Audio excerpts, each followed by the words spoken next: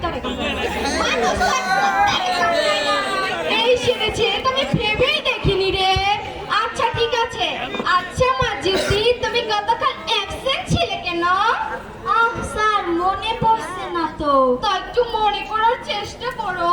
ও sir মনে পড়েছে গতকাল এসেছিলেন না তো, তাই অ্যাবসেন্ট ছিলাম। ও তাই বুঝি সব কি হচ্ছে আমি কিছুই বুঝতে পারছি না। আচ্ছা রাধি তুই তো অনেক বড় হয়ে গেছিস তাই না? তা তুই বড় না তোর বাবা বড়? কেন স্যার, আমিই তো বড়। তো কিভাবে? স্যার আমি জন্মের পরে তো তিনি বাবা হইতে পারছে, নাহলে কি বাবা হইতে পারতো? এই সেরেছে তো আমি ভেবেই দেখিনি রে। আচ্ছা ঠিক আছে তুই বস। আচ্ছা মাসুবা তুমি অঙ্কে কেমন? স্যার মোটামুটি। তা তোমাকে একটা প্রশ্ন করি। আচ্ছা বলতো একটি আম গাছে 16টি কলা ঝুলে আছে, তার থেকে 13টি জাম্বুরা পেরে না হলো গাছে কয়টি লেবু থাকে?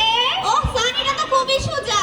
5টা কমলা এই স্যার, আর দুটি মাত্র লিচু আর একটি মাত্র পেয়ারা, এই 9টি হাতি।